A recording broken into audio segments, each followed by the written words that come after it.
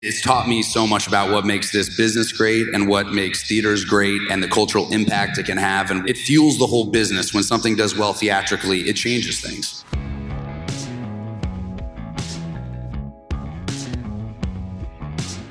This is the Box Office Podcast. I'm Daniel Loria, the editorial director of Boxoffice Pro, the pulse of theatrical exhibition.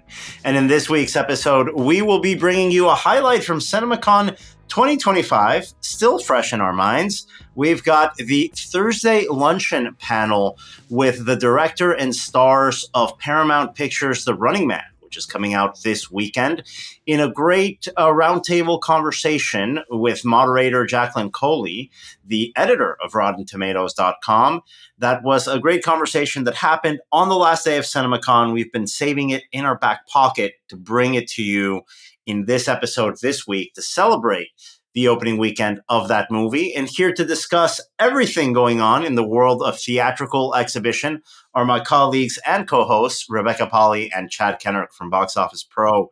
Guys, welcome back. Recovery weekend at the box office. We'll go into it shortly. Rebecca, you saw the number one movie in the country this weekend.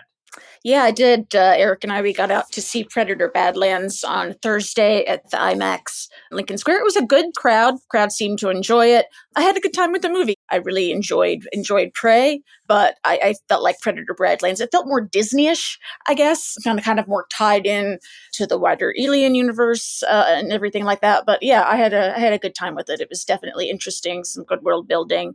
Yeah, I want to go out and see. I meant to go to this all-media Running Man last night, but that print deadline didn't happen. But yeah, I'm really looking forward to a couple things coming out over the coming weeks. I actually made it to that all-media of Running Man last night here in New York City. Sat next to our former colleague and dear friend of ours, Kevin Lally, longtime executive editor over at Film Journal International. He's got a great website, by the way, where he continues reviewing films, Kevin Lally on film.com. One of my favorite critics and a good friend of mine. It's always great to read someone you know personally. It feels like a conversation you're having with them, especially if you're bad at keeping in touch like I am, so I can always catch up on something they've done quite recently.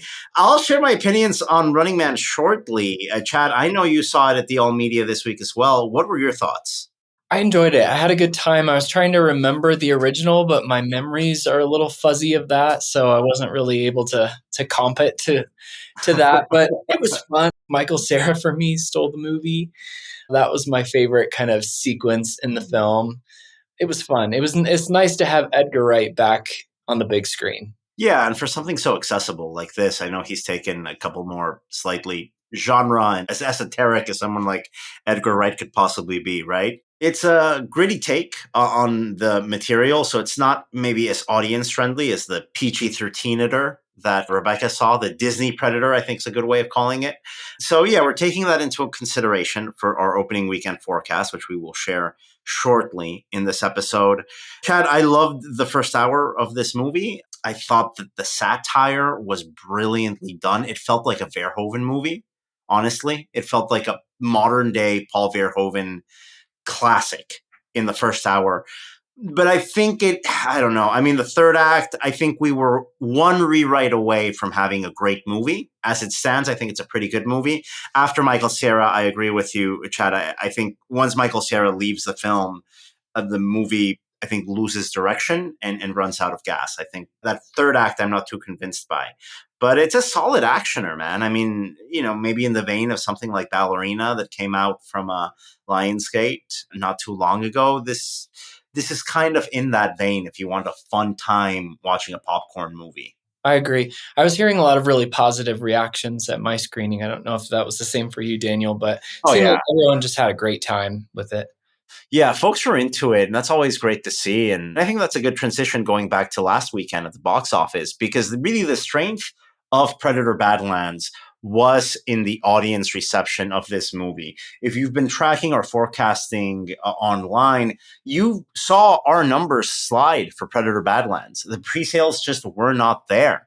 And we only saw an upswing once the movie came out and people started telling other people how good it was. I mean, on social media, we saw a huge uptick in mentions and conversation about the movie.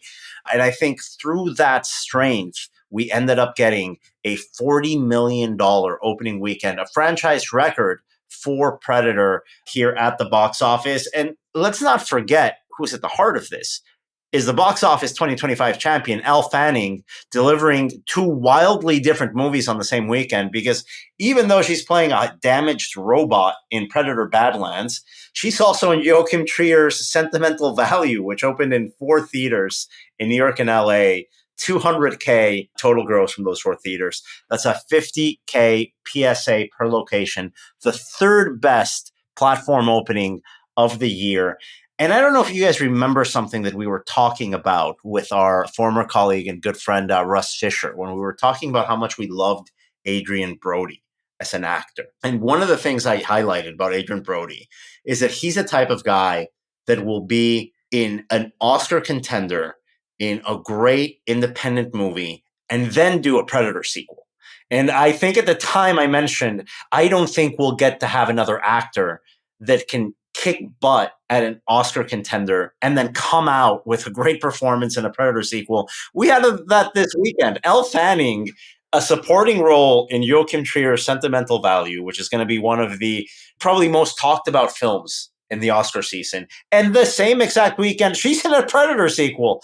Nothing more than fantastic. And those are the actors that I love to see in this industry. I'm trying to think of who else could fall in that category. The only thing I can think is, John C. Reilly can do anything. John C. Reilly can pop up in a Chicago and then a Walk Hard and then a Talladega Nights sort of situation. He can do just about anything there is. Oh, Philip Seymour Hoffman, let's not forget. He can steal the show in like 30 minutes of screen time in a Mission Impossible sequel and still anchor the master. Right? Like a P.T. Anderson picture. There's very few actors that not only have that range, but are willing to work on those projects. So the weekend that we just had, we have to give the annual Tom Cruise Box Office Savior Award to Elle Fanning this weekend, because she really knocked it out of the park with those 2 performances. And it wasn't just us fawning over Miss Fanning this weekend. We had some great word of mouth and critical reaction to the film. Chad, what were some of the exit polling behind Predator Badlands' success at the box office? With a 95% Rotten Tomatoes score there on the moviegoer side and 85% on the critic side. So those are also the highest scores on that platform for the franchise. And then 4.5 out of 5 general audience post-track polling and an A- cinema score, which is the first as well for the franchise. And we have to congratulate the director of this film, Dan Trachtenberg, who released one of the best action movies of the last decade, unfortunately straight to streaming outside of his power, Prey, which is a Predator prequel that went straight to Hulu. I adored that movie. He comes back for this title, and man, it is a swing. There is no human to anchor the film. It's about a broken robot and a young predator. That sounds so sticky. What if we did a Predator movie, but it was a young predator who was the lead, and somehow it works? And there's no humans in it. I think that was a huge risk. And then he's hunting in this alien planet. And this is a franchise, guys, that I think once Arnold Schwarzenegger left after the original Predator, lost its identity. I'll stick up for Predator 2. I think Danny Glover is one of the situations almost Elle Fanning-esque. Do you think that, I didn't think that Danny Glover would anchor a Predator movie so well, but he's just so angry through the entire thing that it really works, even though he doesn't come at it from that action star perspective. Yeah, and I think he does a respectable job at it. I think Predator 2 is a bonkers movie. It's a movie that probably sounds like one of those unproduced scripts that you find online that you're like, man, I wonder what this would look like as a movie. But now we have a movie to compare that to. But I do think once Schwarzenegger leaves, finding a way to anchor this franchise with the audience has been a challenge. Can you have Danny Glover stand in for Schwarzenegger? Well, no, that's going to be tough. Can you reboot it with that Predators movie, the one that Adrian Brody was in? Not really. I remember interviewing Shane Black when he tackled The Predator back, I think, in the mid-2010s. I remember in the interview, he said, well, this is about a bunch of rough soldiers that curse and, manly men fighting a beast. And we lost track of that. Well, that didn't really work either. We tried to have it fight an alien twice. That didn't work. It didn't feel particularly gritty or and then you got the alien, like an alien and predator universes kind of combining, but in such a way as like the predators are secretly good, or they're trying to like fit them against one another, and then it just did not. They did figure out, I think, yeah, the way to do it is just to take all the humans out of the equation. Well, Trachtenberg revived it. He resuscitated this franchise single-handedly. We have to give it to him. He basically was tasked with a straight-to-video Predator prequel. And I mean, that sounds just like bottom of the DVD bin at Walmart in 2019 awful when you say that out loud. But he delivered a fantastic film. Because it was a good movie aside. I mean, obviously you can't, the leads, the human characters, you actually cared about their journeys. You know, it was good aside from being a Predator movie. So, and then I still need to catch up with his Killer of Killers, which was an animated anthology that also was on Hulu. Yeah, the Predator Badlands. Like there was a character that was very clearly the like patented Disney sidekick, cute, designed to sell toys and merchandise. Like, how do you land that? How do you land a PG-13 Disney Predator movie that with no humans in it? It sounds so counterintuitive. On paper, we were all ready to write it off, but the audience spoke, and we have this number one finish at the box office, a massive overperformance that none of us planned to report. And boy, did we need it, because after a weekend that we thought was going to be another really poor frame, we had everything across the board overperforming, heading into a weekend where we've got two movies that can combine to a nice little additional gross. We're back on track, guys, because right now Wicked is around the corner. Wicked for Good, which just keeps on climbing in terms of forecasting.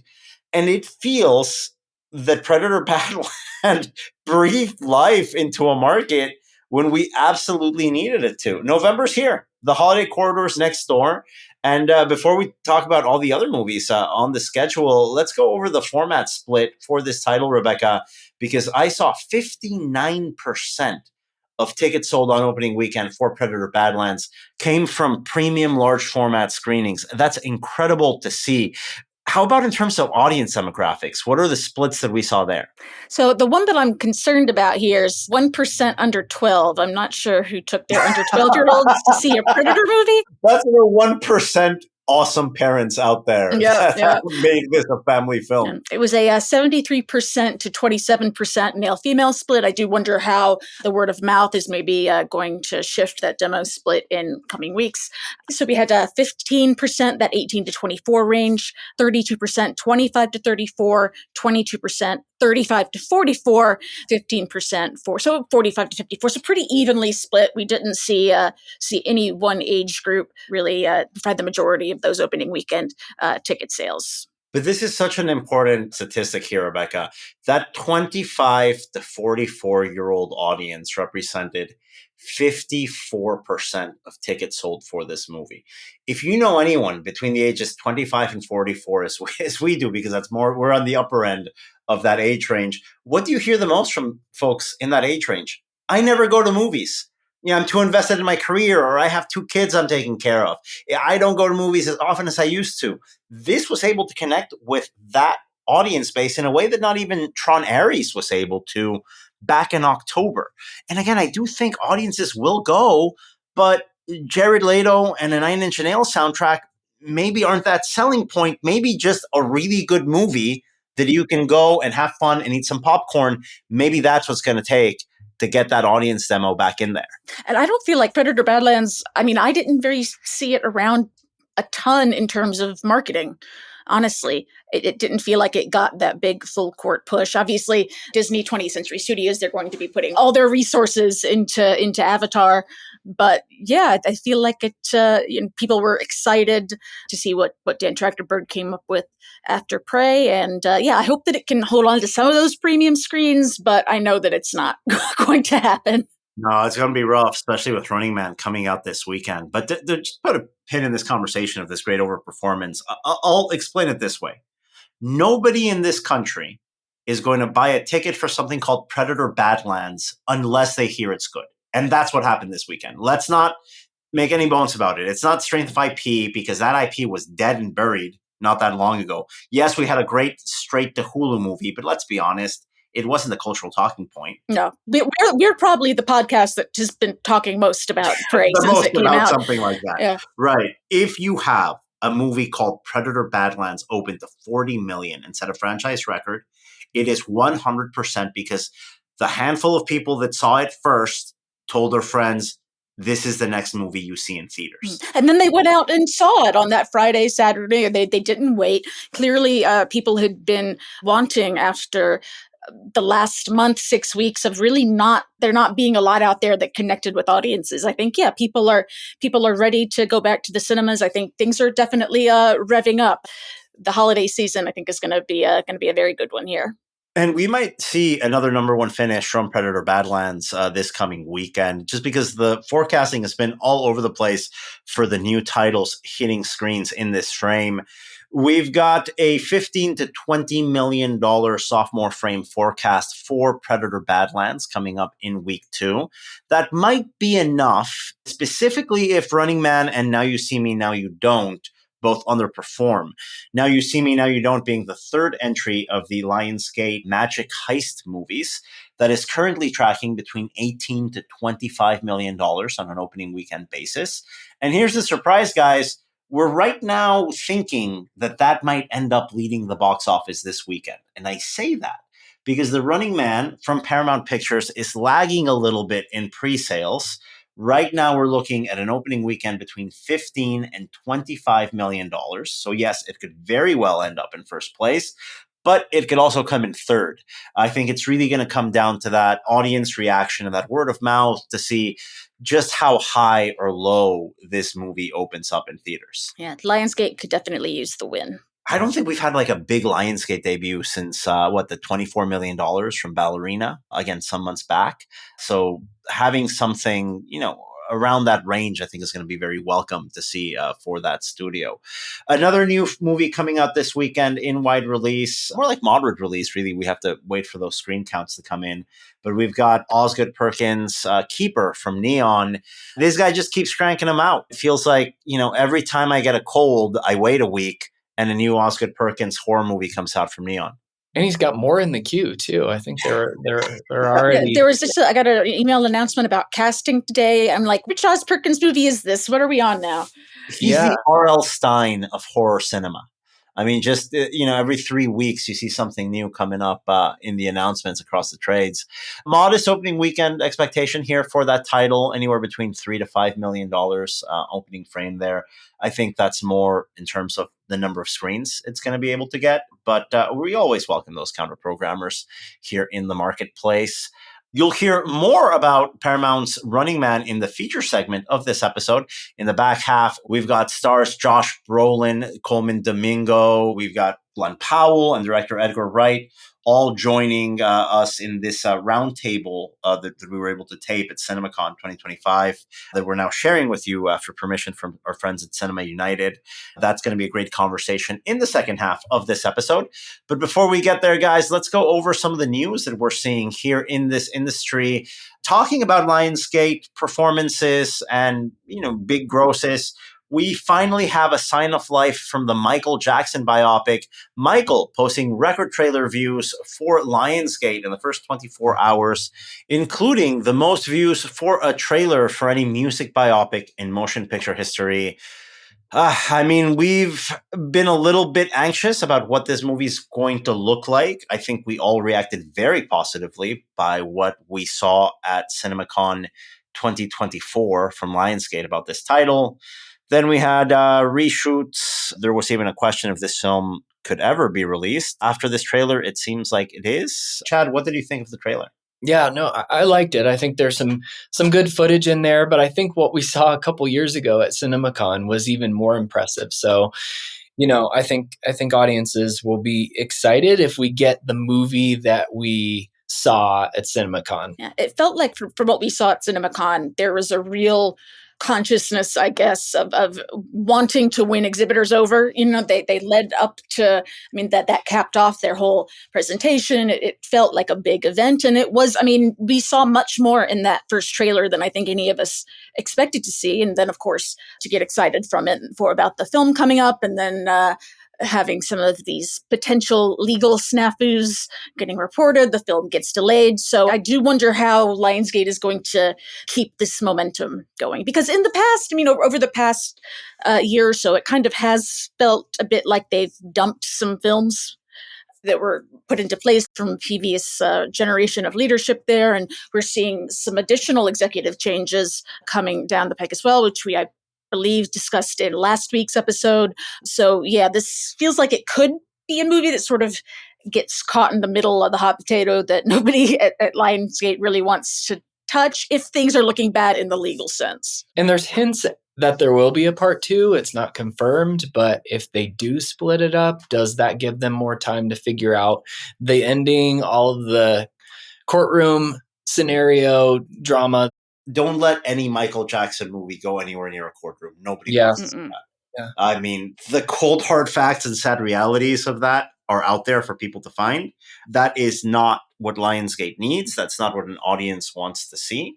And we've also got news of a new theater opening up in Arkansas. Chad, our friends at Shulman Theaters in their Film Alley Cinema Entertainment Center brand are opening a wonderful new location over in Breckenridge, Arkansas. What can you tell me about some of the highlights that they're going to be featuring in this new site? Yeah, the Texas-based chain Shulman Theaters is opening this location at the historic Breckenridge Village in Little Rock, Arkansas. It's going to be their full dine-in model. It also has a 5S rock bar and grill and their duck pen bowling, redemption arcade, and all the good stuff on their from-scratch menu. Nice. I've seen some of those pictures that they have on their website. It looks delicious. We shouldn't be taping this at lunch when we go to these theaters. It looks really, really special. And we've got executive updates here from the world of exhibition, including a good friend of the podcast and the box office company, Tracy Hanlon, promoted over at Cinergy. What's her new role, Rebecca? Yeah, so Tracy Hanlon, she has been with Cinergy Entertainment for just under 10 years now, has recently been promoted from Vice President Marketing and Sales to Chief Marketing Officer. So more of promoting and amplifying Cinergy's presence, particularly as it expands in the entertainment center, the entertainment center world, like Film Alley, a lot of not necessarily just going to see a movie, a lot of arcade and then food and focus on really expanding the brand outside of, people who regularly go see the movies. So, she is being promoted to the Chief Marketing Officer there at Cinergy. So congrats from the Box Office Podcast. Yeah, and a couple more congrats here for AMC, the largest exhibition chain, both in the U.S. and in the world. A number of promotions, including Eddie Gladback being named SVP General Counsel and Secretary after performing interim duties in those roles since February. We've also got Kelly Schemenauer being promoted to Vice President of Associate General Counsel, reporting to Eddie Gladback in his new role. Elsewhere, we've got Carrie Trotter, a 15-year veteran of AMC's marketing department, assuming the role of SVP of Marketing, with her colleague Ellen Kopaken now assuming the newly created role of SVP of Business Development, where she will be reporting directly to CEO Adam Aaron. And last but never least in our hearts, our good friend in AMC PR, Ryan Noonan, who has been our main point of contact in the circuit since 2011, is now the SVP of Public Relations at AMC. Congratulations to all these executives. Always nice seeing folks that have been in the industry as long as these executives have, getting those opportunities and moving up in their respective circuits.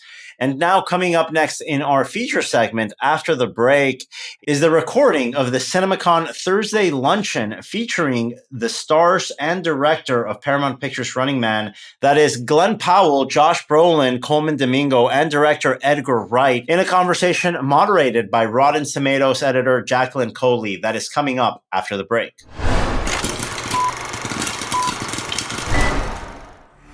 Irwin Seating has been building and installing seating solutions in schools, stadiums, concert halls, and cinemas for 119 years, so it's safe to assume they've seen a thing or two. And safer still to assume that Irwin not only has the products you need, they have the experience, knowledge, and know-how to solve whatever problem you have that needs solving, regardless of the size of your cinema or your problem. To learn more about what Irwin has learned about cinema in the last 119 years, visit irwinseating.com.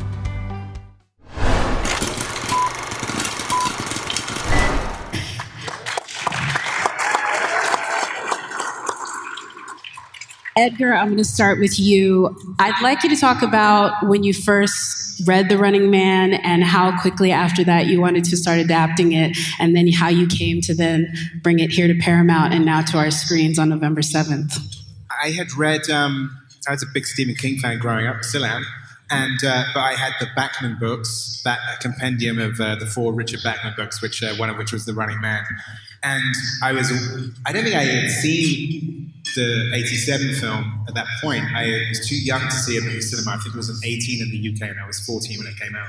So strangely, when I did eventually see the movie on VHS, I had already read the book. And I really enjoyed the movie, but I was probably the first time I was aware that like an adaptation was very different. It was very different from the source material. So over the years in interviews, even as far back as doing interviews for Shaun of the Dead and Hot Fuzz, sometimes you get asked in an interview, if you had to remake any movie, what movie would you make? And I did actually say in interviews, which you can find online, I said The Running Man. So when it came, it was actually like an email from Simon Kinberg over there. I said, do you have any interest in remaking The Running Man? I was like, yes, I do. I have thoughts. So I was a big fan of the book, and I just felt like, there's a lot of the novel that had not been adapted for the screen. So that was really exciting to me. And of course, you had to find the Running Man and Mr. Glen Powell. And I think we found him. You looked incredible in that trailer. I've seen you charm everyone in movies like Twisters, Hidden Figures, The Hitman. You're a little bit more, let's say there's some more spice to this one, this character. Was this kind of a different look for you a bit? Yeah, Edgar calls it bad mood Glenn. I just need to turn a little more bad mood. I couldn't be so happy and cheery on this set, But no, we had a good time. Ben Richards was a fun guy to play every day. I think you should talk a little bit about the physical toll of it, because I think I saw you splashing down, dropping through ceilings. I mean, this was definitely one of the most physical performances I think you've done to date.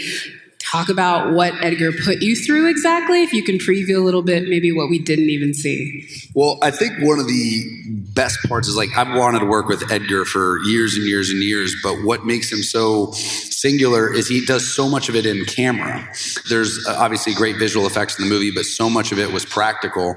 So I knew we were going to be shooting a lot of practical stunts on this movie, and I definitely got in what I call bulletproof shape, just knowing I was going to have to take some hits. But I don't think I fully prepped myself for what we tackled on this one. But it really works for the audience because, when you're falling and you're hitting the ground and you're really doing it, the audience feels that, when the explosions are real and you're jumping through it, it's a different sort of experience. The audience invests more. So I've really prided myself on being a part of movies where, you put the audience first and you want them to invest. And I think we have that with this one in big time. I love it. Edgar, if you're going to have The Running Man, you have to have Killian on the other side of him being his main antagonist, the person who is putting him through the paces. And I don't know, I guess villain is the new thing for you, Mr. Brolin, the villainous characters after Thanos. I don't know. This is one I don't think I've seen you play before. So yeah. This is the first villain I've ever played. IMDb lied to me. Having been, saturating the audience with my romantic comedies, it was really a fun departure to get into. Thank you, Edgar. I will say that I think the key to the performance, though, what I said is that Dan Killian doesn't think of himself as the villain of the piece. He thinks of himself as the hero of the piece. And he is, throughout it, as you'll see, incredibly charming because he is a Machiavellian super operator. And to do that, you have to sort of be real force of personality and incredibly charming. That's why I thought of Josh. Well, I will say this. You say that it is different to me, having seen some of the villains that you've played, is because when he's sitting across from Glenn, even in that trailer, and he's making that deal with him, like he's a salesman and a showman as much as he is a villain. And I think there's more layers to him. I'd be curious if that was something that you played into with this one, this idea of like, yeah, he's a television producer too. There's that other side of him. Yeah, when we did it, I mean, can I say, when he said, look, I need you to look right into camera, there was a massive panic moment. Like, what? Because I can't play with him, and I'd been playing smaller scenes with him before, but these long speeches that were coming up. So there was something that he put on the camera, which we didn't even think of before, which allowed Glenn's face to be reflected right inside the camera. So I was like acting to a hologram of Mr. Powell. And we were able to have some semblance of chemistry together, but you can't do it alone, you know? So this idea of villainry and all that, masturbatory villainry, doesn't really work when you have Glenn there, who's escalating as a movie star, and you're just getting older. And you're like, ready for this? No. It was really fun. It was really a fun banter that we had, I think. And Edgar, since you have been thinking about these characters for so long, I'd be curious if you could talk a little bit about, especially with the lead character, I'm sure you've imagined the characteristics that you wanted to kind of come through, definitely ones that we didn't see in previous versions. What were the sort of quintessential parts of Ben that you want the audience to be with as they go on this ride with them? Well, I think one of the things about the novel is that Ben Richards is a real everyman, and he's literally come in off the street to he doesn't want to go on the Running Man. He's kind of willing to go on a smaller game show to get some quick cash, and by a series of circumstances, he ends up on the big one. So he's a very reluctant, contestant. And I think it's an important thing, because Glenn hadn't done anything quite like this before. I've always wanted to work with Glenn. We've been friends for a couple of years. But it was also something that's like, he's exactly the right person to do this, because you haven't seen him do it before. And then you get to go on the journey with him vicariously. And Glenn is in, apart from one little aside, he's in every single scene of the film. So you really go, as you can kind of see from the trailer, you really go on the journey with him. And it's a very intense, subjective experience. And so it was almost like making the movie and doing the game show were like the same thing, right? And you can't have a game show without a host. As a microphone holder myself, I'm glad you're an Academy Award-winning actor, because you would put us all out of work, because you're like the most entertaining host ever. Like, I wanted to watch that show, and it's about murder. So thank you for that. But you were having fun, sir. Not that I don't love you in all those Academy-nominated dramas. I do. But you were having fun on this one. Tell us about how that was. You just get to play. Well, that was the opportunity that Edgar gave me, was to come and play with these guys and sort of be, like, once you get into Bobby T's world, you're in a whole different world. He's really serving a function, a very dark, entertaining function, he knows he's beloved by America, and they listen to him, and he fuels the fire, and you get these contestants, and no one has won this game before, but he's living it, and I'm having a good time. But we really strategized and really talked about game show hosts and their function, and sort of like, he's serving a function. The show must go on. The show must happen every single day. Yet still, I think Bobby T sort of sleeps at night, even though he's doing terrible things. He's a part of a terrible function, but he sleeps well, dresses well, makes love, and enjoys a good meal. Yes, he does. So I wanted to lean into that. Okay, so I have read The Running Man, and Bobby is theatrical in that, but that is not what I saw on screen. So you've added a lot to this version of Bobby, I will go ahead and say. What I would say, is he the biggest maybe departure from what we saw in the book, or? I think Bobby has a bit more razzle-dazzle. Am I right? I remember we talked about just even the way there's an entrance, you can see some of it in the clips, but I think he's just a bit more showmanship in that way. And also he has a very deep and intimate relationship with the audience. And also it switches because he has with the contestants as well. And I know that we made sure that he always understood and tried to make the contestant understand too, that it's all showbiz. This is all serving a function for an entertainment. And so it's like leaning into all the things that we see now when it comes to reality television and game shows and people willing to do anything to survive or to make $1 or to feed their family. But Bobby T is really enjoying that in an extraordinary way with a lot of style. I will say as well that Colman, by the end of day one, had the extras in the palm of his hand. So that by the end of the week, they were chanting his character name whenever, even when we weren't filming, they would start going, Bobby T, Bobby T, every time Colman came on stage. Oh, I dig that. He also got his BAFTA nomination while he was on stage. And he basically had all the background just erupt chanting for him. I was like, that's the best way to get a BAFTA nomination for sure. It was beautiful. That is lovely. 4-time BAFTA nominated down there at the end, too. I will have to say, Mr. Edgar Wright. Glenn, sir. Is brisket in the movie? I just have to know, because now you've teased it. Your dog has made previous appearances. I just want to know if brisket's actually in the movie. Yeah, my dog's name is Brisket, if anyone who doesn't know. Follow me on social media. It's all I do, to talk about my dog. Brisket, I'm not going to give away. It's a major spoiler in the movie if I told you about Brisket. But Brisket was on set every day. He showed up right on time. Knew his lines. He's there. Yeah. Stayed in shape. Walks every day. Yeah. Brisket was actually he was in the trailer often, and we would go to set. Colman and I would go to set, sometimes together, sometimes apart, but you'd always see Brisket in the window, kind of give you like a nod, like good luck. Oh, that's a weird dog. I will say that Brisket has not yet signed his contract. Work it out.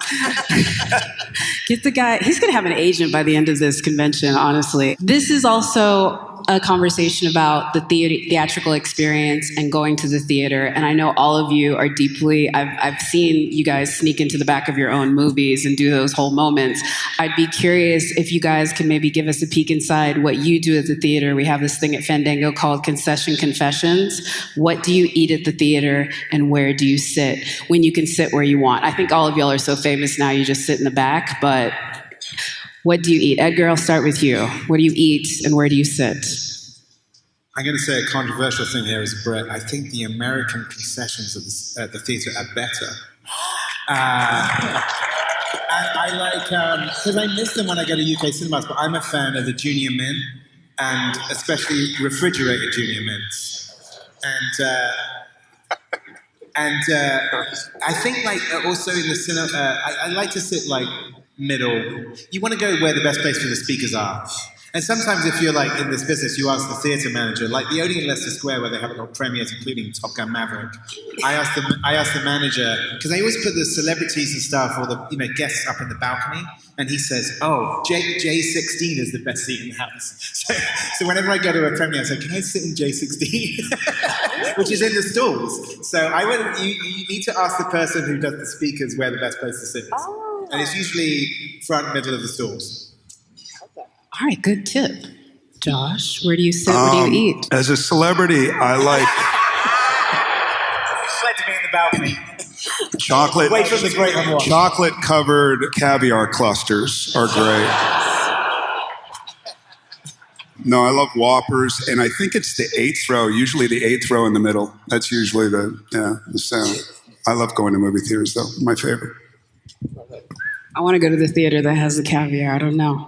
Colman? I love to sit like on an aisle in the middle, which is good. So I can, I don't know, I like to just know that I can get out. And then for whatever reason, I just want to know that I can. Or come in, right before it starts. But I also like to eat, I love gummy bears and Sour Patch Kids, but I also love a full meal. I love when there's wings for sale. I love to I'm going to go really eat and eat some stuff that I want to eat in the dark. things that I don't eat at home. What theater has wings? Like any of the draft Alamos houses. and draft Yeah, houses. draft Alamo I'm like draft the house. Alamo They got draft house wings people. and stuff. That's my hometown. I love I that. would go to the one right there in Texas, exactly. Sounds like the messiest theater experience It's amazing. ever. It's great. It's amazing. But you're eating in the dark because you're not eating anything healthy. I want the worst that you can bring me, and lots of it. And if you hear this, it's Colman. Yeah, you totally ruined the sound system. Dolby Atmos does not work on that. I like Butterfinger. Sometimes I like to.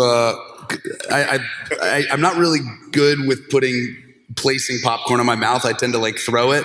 Not to make y'all go down memory lane again, but again, I think when you're trying to tell folks that not only do they need to see this movie, but they need to see it on the biggest screen possible in the best theater that they can get access to, it's because there's certain aspects of watching the movie together that you can only experience in the communal atmosphere. Whether it I have a memory of somebody yelling something out in Get Out, and that's a part of my first time seeing Get Out, of just that exuberated don't go there, or somebody laughing at a moment that you didn't expect in a screening.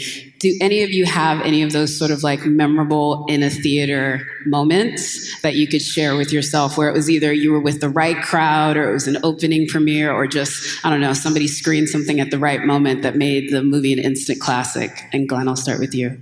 Oh, I just remember one of my all-time favorite memories, I think, ever, is especially after the long process of holding on to Top Gun. We started that movie in the fall of 2018. We didn't release it till the summer of 2022. We put a lot of work into that movie, and Tom said, everybody wants to buy this thing. We're going to hold on, and we're going to put it out in theaters the way it was designed. And it was one of those things that it was, as a young actor, it's a really hard thing to kind of go, okay, it's a hard thing to hold on to something that is so great, and to watch how Tom has really doubled down on the theatrical experience and what it means. It's taught me so much about what makes this business great and what makes theaters great and the cultural impact it can have. And it fuels the whole business. When something does well theatrically, it changes things. And we left when I was at CinemaCon for Top Gun.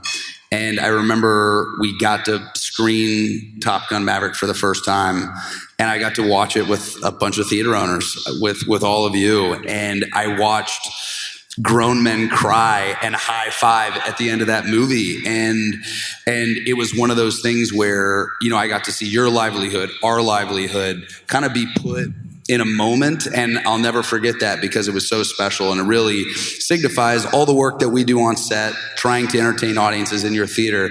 It all sort of culminated in a moment. It really made me see very clearly the importance of what we're all doing here. That's a pretty good one. I'm going to keep going. That's a hard one to top, though, the real talk. Colman? Theater, I know. Theater experience. And you could maybe even do live theater if you wanted to, No, the first thing I actually thought about, which is weird, and I couldn't shake it, was the first time I saw Carrie in a movie theater. I was 9 years old. I had no business seeing Carrie in a movie theater. But we had a movie theater around the corner from our block, and they showed Bruce Lee movies and they showed horror movies. And it was my sister's turn to take me to the movie, and she loves horror. So I watched Carrie, and I watched it, and I watched most of it with my eyes closed. But I remember that moment when I thought everything was going to be all right, and I was like, oh, everything's done now, the prom is over and all that, and she's having a dream, I guess, and going to the grave site, and everything's fine now. It's beautiful, and she's at the grave, and then a hand reaches up, and I was like, oh, and I looked around, and everyone else was, oh, and looked at me, but also everyone, they were like, you okay? You okay? I'm like, I'm okay. Okay, but we experienced that thing together. And I remember coming out of the theater, and I was just like wired, and everyone was just, wired as well. But I knew that was starting, of course, I don't like horror movies anymore, really. But what I do love is that I do remember that there was a shared experience in that theater, and it kept me, even though I was afraid of that particular genre for a while, I knew I liked going back to the theater because it was, someone else was feeling something else at the same time. I think that also probably led to the fact that I started my career in the theater. I love being in dark spaces and telling stories and coming with an open heart and using our imagination.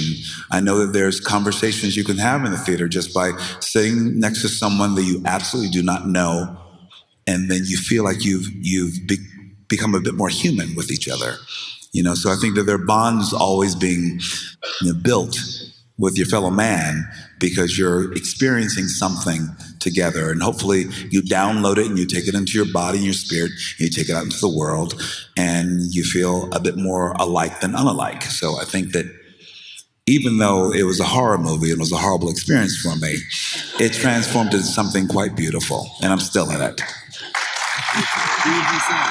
And now, full circle, you're in a Stephen King movie. Now, I just had that thought. Yeah. I just had exactly. that thought. Now I'm going to scare the living daylights out of many other people. So life is good, people. Mr. Josh Brolin, sir. I'll be quick. I have a similar story. I saw my dad took me to see Apocalypse Now when I was 11. And that's my first theater experience that I remember. Like, why the fuck would he do that? Makes no sense. Of course we became actors. Exactly. But I will say this. I saw, being a major, major, major film fan, and just loving movies. And now it's gotten to the point literally where I think you can identify with this, some of us can identify with this, where you've seen so many movies that you have to relive these experiences over and over. But I saw The Warriors 65 times on VHS. I know, not much of a childhood. And then I saw it at Alamo Drafthouse. I saw it for the first time in the theater, and I will never forget that experience. I mean, the difference between seeing it on VHS and the profound impact that it had on me for whatever reasons, seeing that in the theater was just as good to me as seeing Star Wars in the theater, or seeing whatever the great epic films are.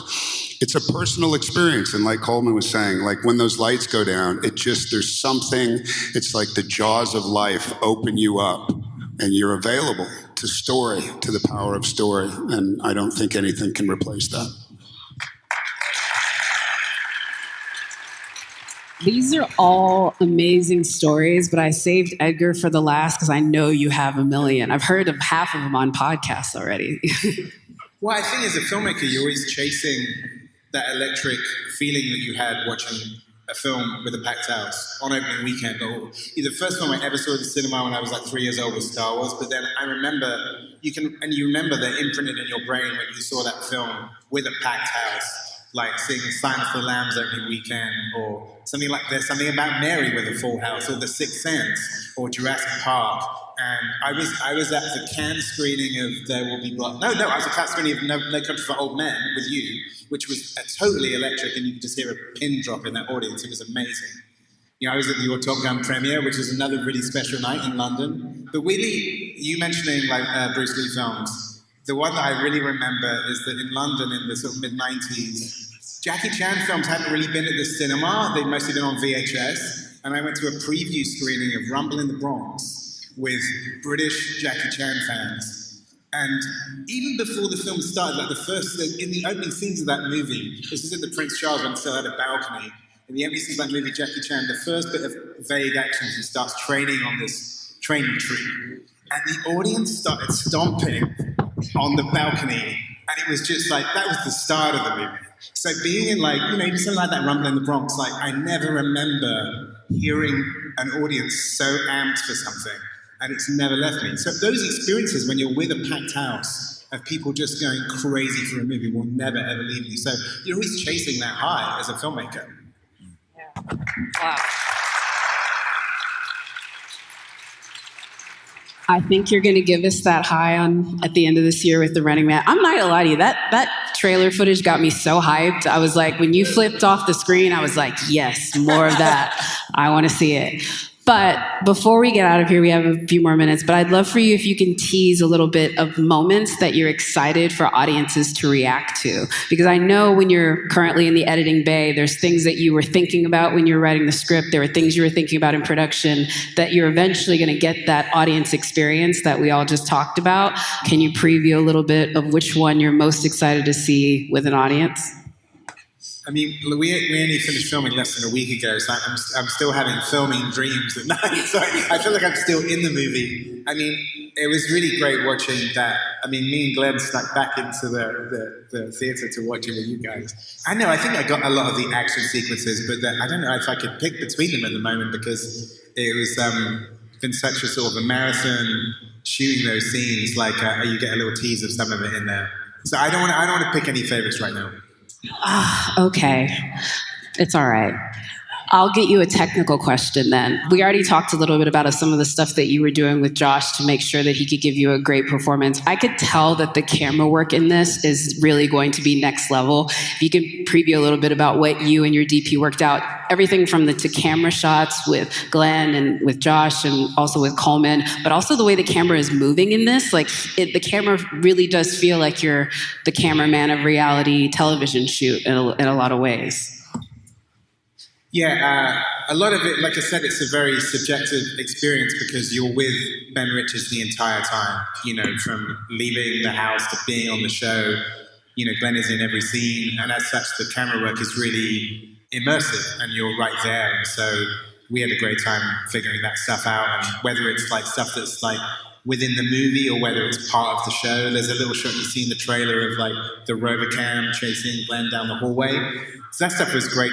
I mean, I had amazing DP and Chung Hoon, who I worked with before, and it was just, you know, it was really just a thrill to kind of be able to shoot those sequences, but shoot them in a really visceral way that you're really up close with Glenn the entire time. As Glenn can attest.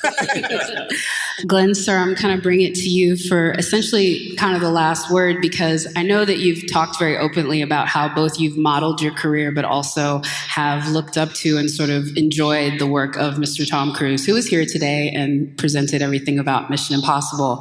But I would have to say, this is the biggest demand that you've had yet, that biggest test. I think you're maybe warring him for this idea of like, if I run more in the movie, it makes the movie better. By the way, that is an article on Rotten Tomatoes where we really did break down the more that Tom Cruise runs, the higher the tomato meter score. So this one's going to be certified fresh if we keep with that metric. But having gone through the gauntlet that is The Running Man, I'm curious what you will take from this experience and just everything that you had to go through, and how this is a really big moment in your career. I mean, you're winning the Star of the Year award here at CinemaCon. Have you taken a minute to sort of take it all in as you sort of get shot back out again with this really great big project? Well, I will say, watching that teaser with Tom Cruise downstairs was a memory I will never forget. He was so stoked after watching it. And I think what's been amazing about that relationship with Tom in particular is he's a guy that doesn't hide his excitement about what this all means, you know, the theatrical experience, and working hard and investing and putting your body on the line to entertain audiences. So whenever, you know, I was cast, Tom was my first call, not only to learn how to run. He said, film yourself running as soon as possible. You don't look as cool as you think you do. And we did. And I talked to people, and the fun part is you talk to these running coaches, there's only one actor that knows how to run on screen. It's Tom Cruise. I'm like, you know, he's the running man for a reason. But Tom also really, I think, has been such a great mentor and friend in the fact that he really believes in, again, what we're all doing here. And that level of investment, when that camera rolls in between action and cut, you have one shot to give it all you got for an audience to be thrilled all around the world. And it's a really big responsibility. It's really cool. It's one that I didn't take lightly. So look, I don't have the insurance plan to be Tom Cruise. I'm not trying to be Tom Cruise, but I will say I learned so much from him on how to properly do an action movie on this one. And I really am so grateful that, you know, again, for the way he's just really imparted also how to open a movie around the world and how to talk to you guys and receive information and feedback on how we can all kind of do this together. You know, he really believes in the team sport of it all, which is really amazing. And yeah, investment, hard work, you know, let's do it for the audience. That's it. And a big thank you to all our friends at Cinema United that made that recording of the CinemaCon Thursday luncheon available to you, our audience here at the Box Office podcast. Earlier, you heard from my colleagues Chad Kennerk and Rebecca Pahle. On behalf of them and myself, Daniel Loria, thank you so much for joining us, and we will talk to you again next week.